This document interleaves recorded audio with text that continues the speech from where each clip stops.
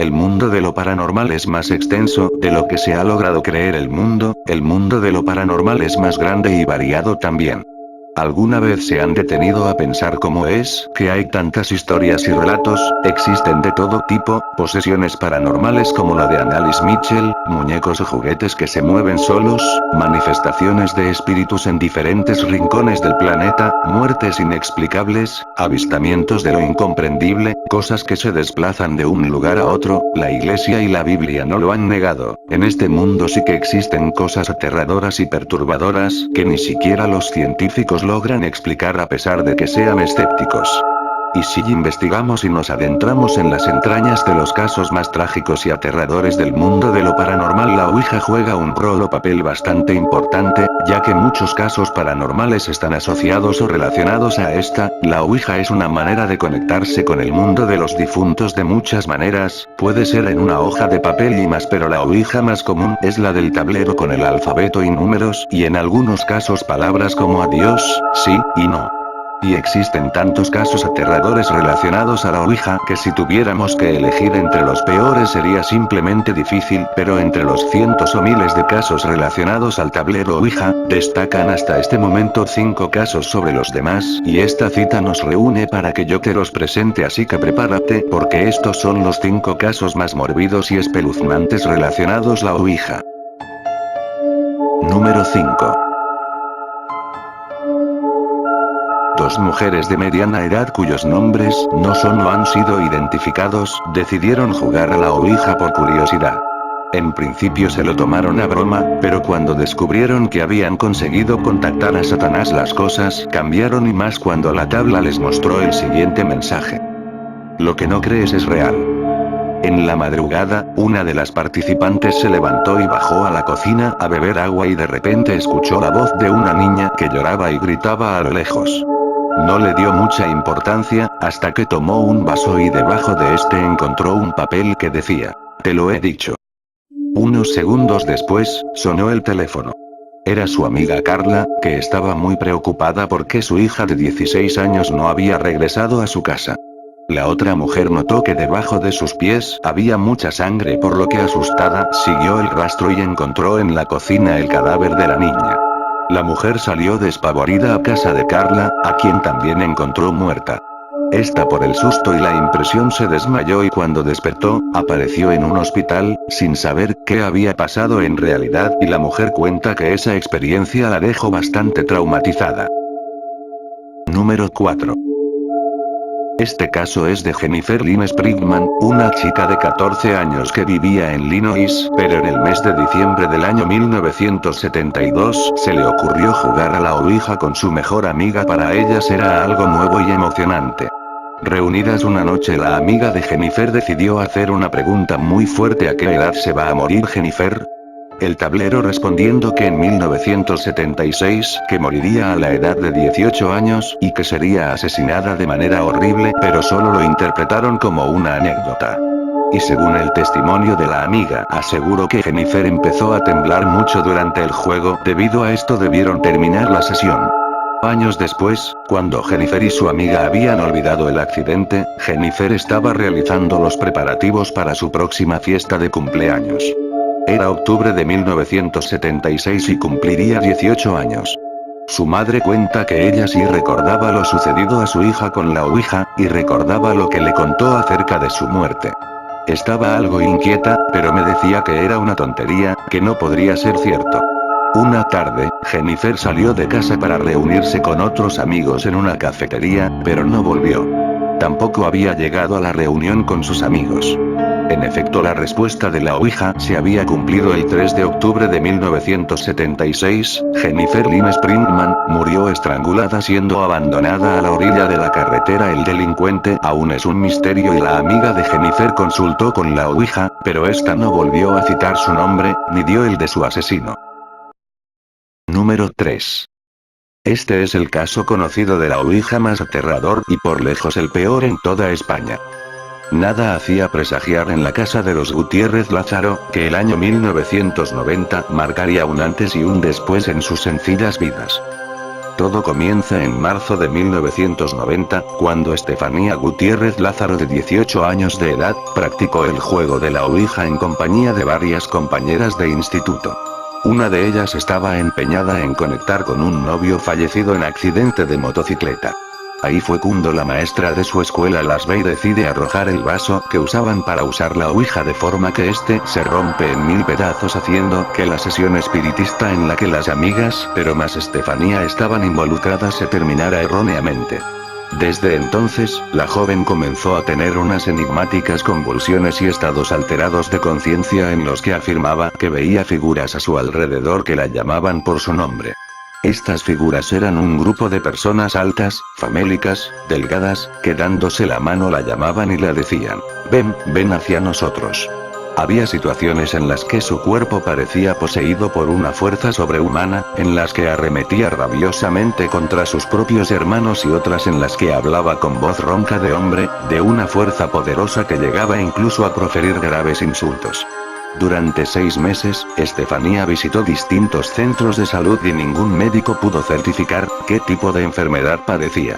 Desgraciadamente, el 14 de agosto de 1991 entra en el Hospital Gregorio Marañón en coma profundo y fallece en extrañas circunstancias.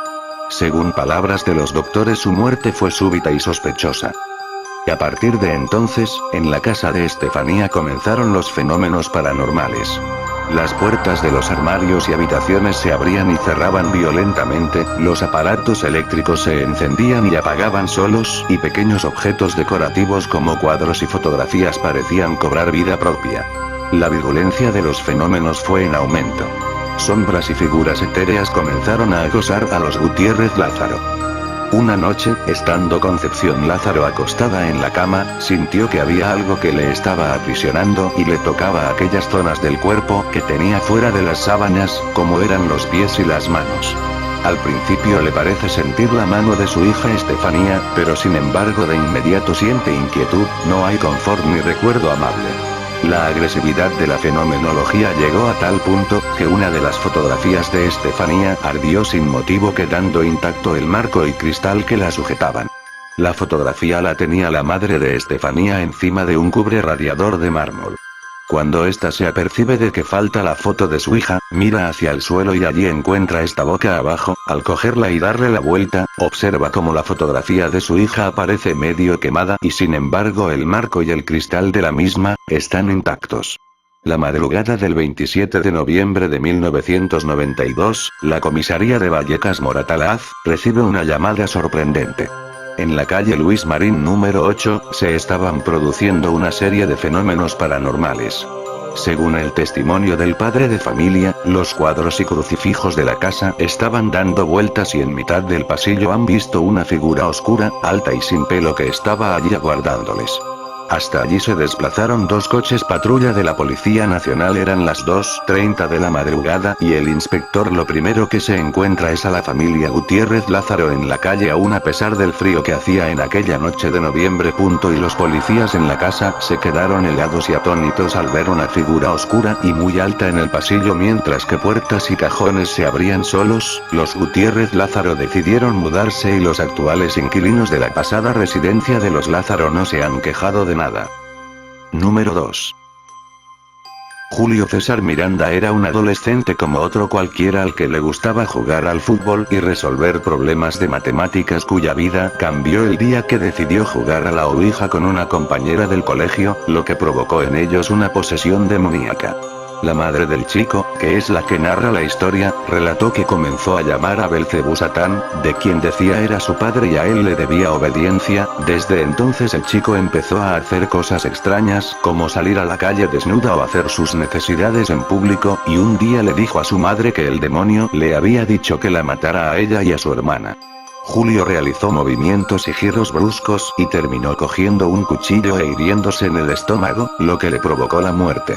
Por su parte, cuenta su madre que lo llevó a una clínica herido, pero en la misma le dieron de alta, pues él aseguraba que no tenía nada. Pero al llegar a su casa murió.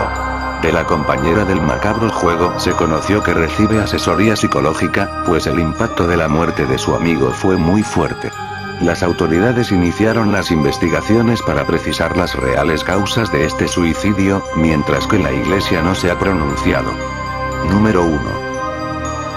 La historia de los eventos paranormales ocurridos en la calle Cañitas en México DF. Los hechos ocurrieron en 1982. La historia, según los datos recogidos por la prensa y los pseudotestimonios de Carlos Trejo, es, a grandes rasgos, como sigue.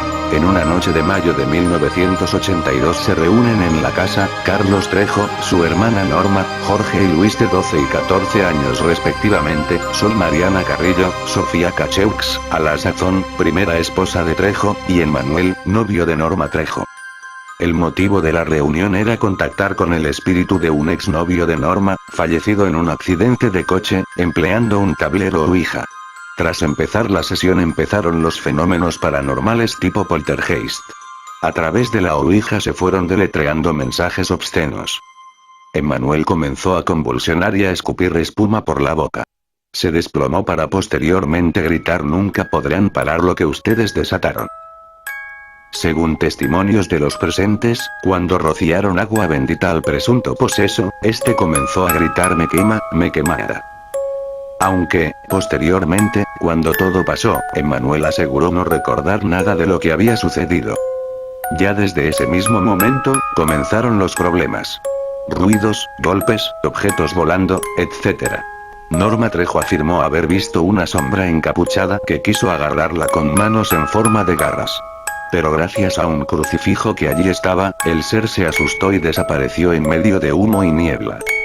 Tras hablar con un sacerdote, les aconsejó colocar una Biblia abierta. Sin embargo, Trejo y Paleros decidieron intentar una limpieza con hierbas, un brasero, carbón y agua bendita, pero en vez de alejar a la entidad encapuchada, esta se manifestó aún con más violencia.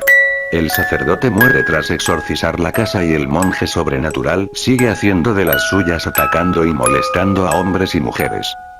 Trejo, posteriormente se dio cuenta que en los archivos generales de la nación encontró los planos originales del lugar de la casa y supo que fue construida encima de un cementerio de monjes, por lo que bajo la casa, se habían llevado a cabo ritos extraños y pudo asegurar que la entidad era en realidad uno de esos monjes. Con la prueba del carbono 14 pudo saber que los artilugios del lugar tenían 450 años de antigüedad. Cuando la ayuda del sacerdote se vio fútil, entonces recurrieron a una bruja, cuyo amuleto regalado no les sirvió de nada. Comienzan las muertes de la gente que jugó a la Ouija aquella noche, y Trejo se ve en la necesidad de visitar a una bruja blanca. La bruja blanca creó un conjuro aderezado con hierbas y pociones mágicas, para vencer al monje. Lo lograron, pero por algún tiempo. Trejo comentó que supuestamente sobrevivió porque hizo un pacto con el ser demoníaco. Tras irse y regresar de Cuba, Carlos Trejo escribió un libro y posteriormente se hizo una película, y muchas teorías hay acerca de este caso. Muchos dicen que es falso, muchos aseguran que es real. Carlos Trejo es uno de ellos, pero bueno, nunca lo sabremos.